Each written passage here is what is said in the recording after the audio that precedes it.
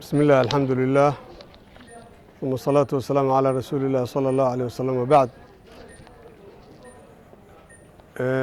مدن رئيس الوزراء golaha wasiirada taliyaha ciidanka booliiska Soomaaliyeed gudoomiye ku-xigeenka amniga siyaasadda gudoomiyaha degmada Warta Nabadda oo hadda aan joogno waxaan caawa halkan u joognaa roobkii maanta da'ay waxyeeladii uu gaarsiiyey shacabka magaalada Muqdisho degan oo runtii roob muddo yar socday laakiin waxyaabihii uu sababay aad iyo aad u baaxad weyn yihiin ayaan u joognaa halkan waxaan joognaa Wartii Nabadda oo ay joogaan 70 qoys oo hooyooyin iyo carruurtood iyo dad waayeello ah ay isugu jiraan dadkaas oo roobabkii ay soo barakaciyeen biyihii ayaan hadda halkan ugu nimid oo gudoomiyaha Warta Nabadda iyo kaaliyaasheedaba ay galabtoodan ka shaqaynayeen iyo taliska booliiska ee saldhigga roobku wuxuu waxyeeleeyay meelo badan ay ka mid tahay meesha la yiraahdo Daala jidka Sodonka bare meesha la dhihi jiray Baar Ubax iyo Balaagsi inta u dhaxayso wuxuu waxyeeleeyay warti la dhihi jiray Xareed wuxuu waxyeeleeyay Siigaali wuxuu waxyeeleeyay Xamarweyne wuxuu waxyeeleeyay Danwadaagta jidka Buulxuubey wuxuu waxyeeleeyay Iskool Buluusiya meelo badan ayuu ka da'ay iyo meelo kale oo aanan hadda hadda xasuusteeda ka maqan dabcan oo fagax oo weliba aan ogsoonahay culays badan inuu ka jiriyo oo aan habeen dhaweed aan tegey mudan ra'iisul wasaare runtii gurmad ayaa loo fidiyey dadkii biyihii meelihii ay qabteen oo ama ay fadhiisteen in badan oo ka mid ah booyado ayaan u dirnay booyadahaasi waxaa naga caawiyey dad walaalo ah oo Soomaaliyeed oo ganacsato ah oo maaragtay isugu jiro rag kala duwan waxaan leenahay mahadcelintooda maalinteedaan rabnaa inaan siino iyo gurmadka ay sameeyeen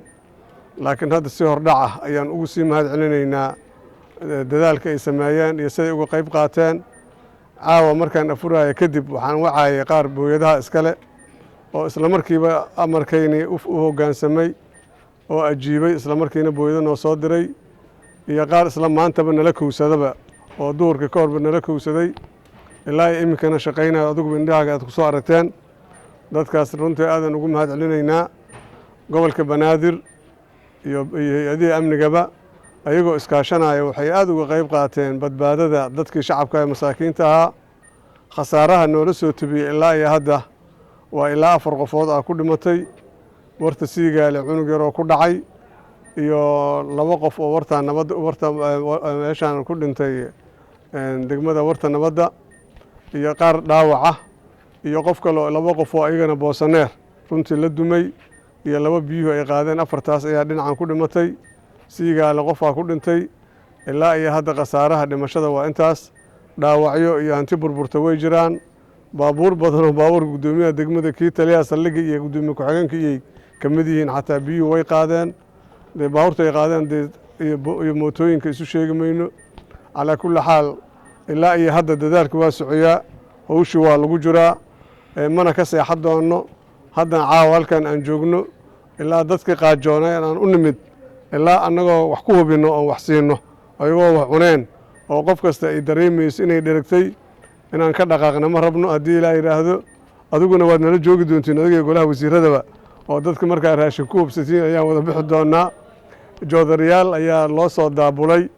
oo degmada Warta Nabadda iyo beri horeba annaga degmooyinka mar kastaba isku tashiyaan samaynaa joodariyaalaan soo xaraynay noo yaallo joodariyaasha ayagana hadda Shibisa laga keenayaa kuwii degmada Warta Nabadda ay diyaarisay ayagana waa kuwa hadda aan siinay marka hadday joodariyaal iyo raashin caawa u helno beritan insha Allah waxaan ka howlgeli doonaa goobihii ka soo barakaceen amba ay ka yimaadeen haddii wax laga qaban karo sidii wax looga qaban lahaa marka mudan ra'iisul wasaare xaaladu waa intaas marka shacabka Soomaaliyeed meel kastay joogaan khaasatan reer gobolka Banaadir reer Muqdisho waxa aan ka rabno adaa u sheegi doono oo maaragtay gacmahooda aan u baahannahay kaalmadooda aan u baahannahay marka intaas ayaan leenahay waxaan hortaada uga mahadcelinayaa degmooyinkii ilaa maanta soo taagnaay hay-adihii nabadda oo booliiska iyo nabad sugiddu ilaa caawa dhan ayaguna shaqaynayey booliiskii maxamed militaara oo ayaguna doorkooda qaadanayey kulligoodba waan u mahadcelinayaa gudoomiyaasha degmooyinka oo aan gebin dadkoodii ee dul taagan ilaa iyo iminkana waan u mahad celinaynaa marka sidaasaan rabaa inaad ku soo dhawaato waa mahadsantihiin baadu saxaafaddana waa u mahad celinaynaa wasalaamu calaykum waraxmat